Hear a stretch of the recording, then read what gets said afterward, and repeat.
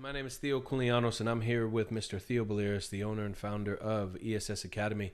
We've been putting together some resources that would allow you the opportunity to get to know our organization and the heart behind it. As a result of that, we have been discussing our core values, going through our mission and our vision, and today we're going to continue along the same path. We always want to keep the vision in front of us, and we repeat it on every single resource. With that being said, the vision of ESS Academy is to be the nation's trusted resource for executive protection, security services, and world-class training. We accomplish this vision through our mission by consistently educating our clients on effective solutions, providing the highest level of training and world-class service. We have 12 core values. We've discussed integrity, passion, responsibility, honesty, respect, efficiency, excellence, honor, and today, teamwork. You know, teamwork does make the dream work, but according to ESS Academy, teamwork is defined. Consider what your job means to the people around you. Mr. Billiris, would you please expound on teamwork? I would love to. So again, there's always overlap with these core values, and I love that. So this is an industry where team's paramount, right? Even to the point where I've got to trust you with my life. You have to trust me with your life. And so understanding that team concept is supremely important. As a matter of fact, anytime a job comes to us where they only ask for one person, we strongly try to persuade the client into at least another body or two, because we understand the importance of team, how we take care of each other, how we look after each other.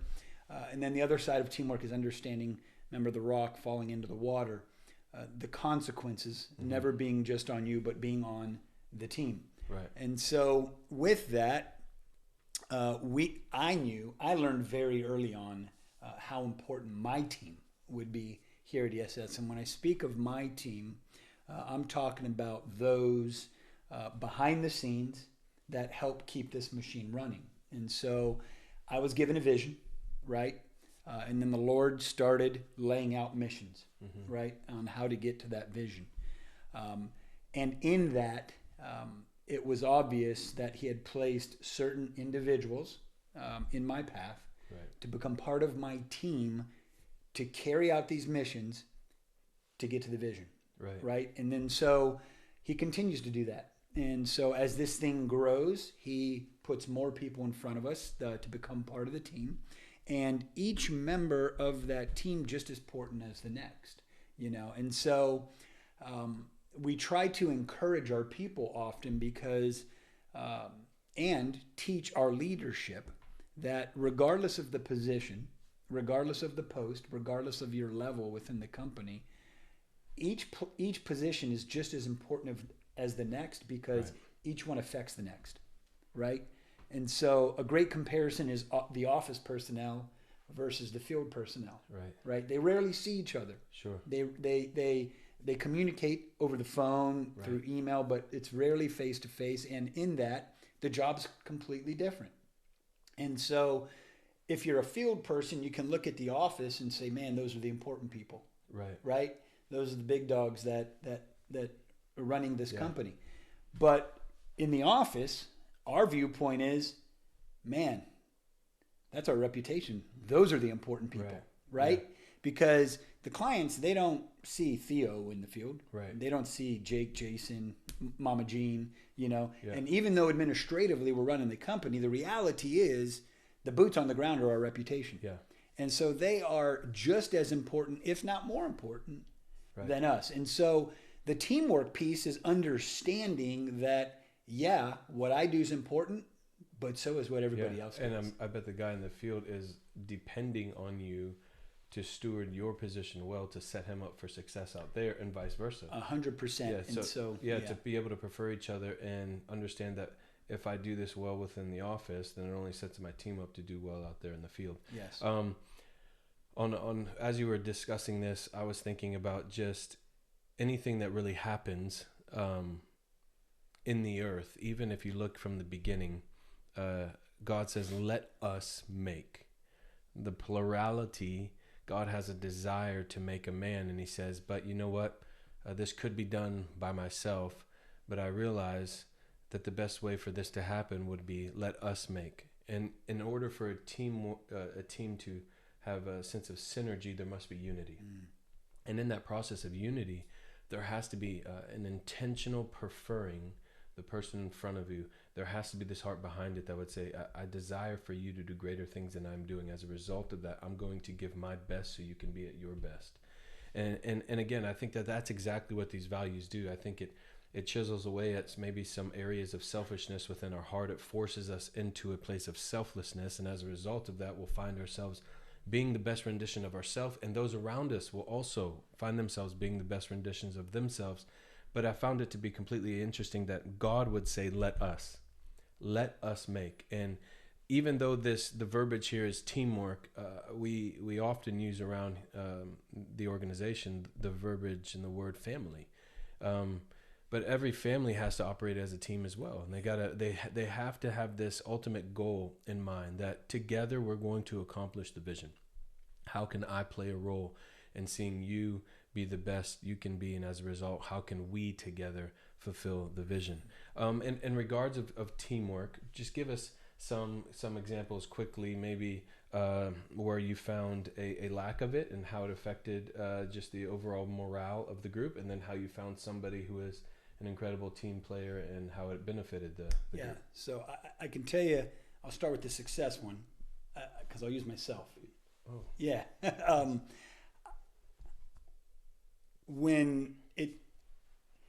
A lot of times people think that as a man, especially in this industry, you got a lot of alphas, it's a sign of weakness to ask for help, right? And what happens is you're tasked with things and you're part of a team, and it's either too much or just life's getting at you. Yeah. And you need help. Right.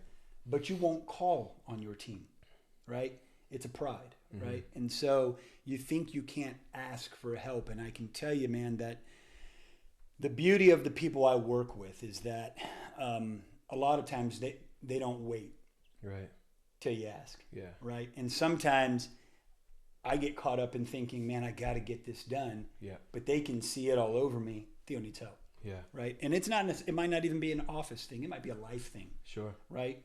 And immediately, one of them's calling me, showing up at the house, pulling me off to the side, say, hey, man, what can we do? Yeah.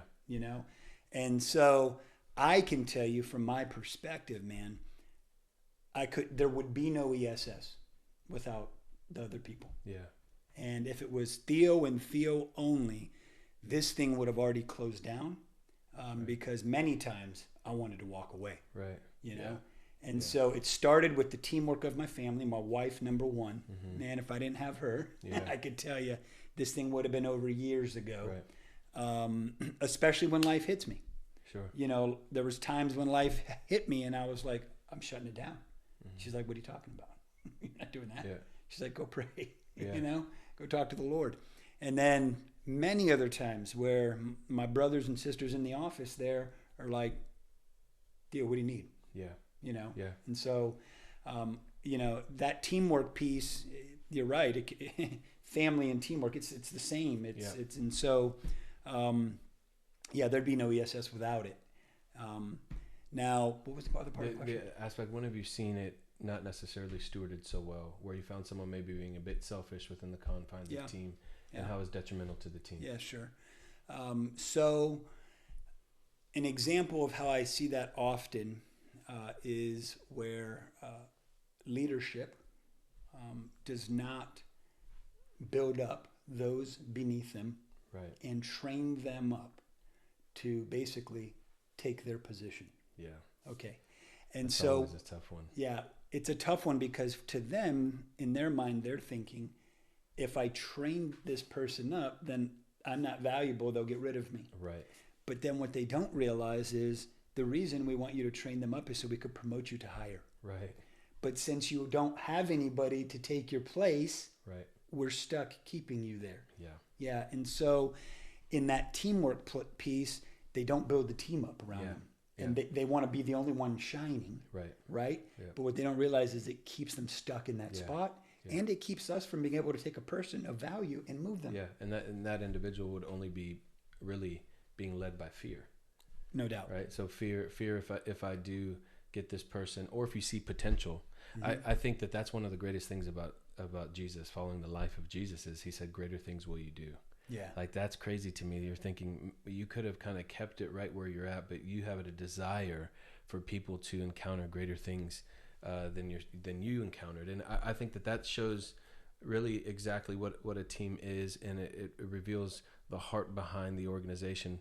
When you begin to see that we are here to provide our lives so that you can do greater things than us, that is the truth. That, I mean, it doesn't necessarily mean you will ever sit in his position, but the fact is, what he is saying, my position has been given to me by God, and I have a desire to pour my life into you to watch you and your family excel in areas I've never been able to excel in. I tell the people that we mentor and disciple, if I can sit back on the sidelines and watch you accomplish things that I dreamed of, knowing my life played a part in seeing you fulfill your dreams, and as a result of that, without realizing my dreams are being fulfilled through your life, I celebrate it. Yeah. And so when there's no competition, and when you are serving and preferring the person across from you, there's nothing better, because you win every time. Whether you're pouring your life into somebody or somebody's doing greater things than you, it's a win-win on every scenario.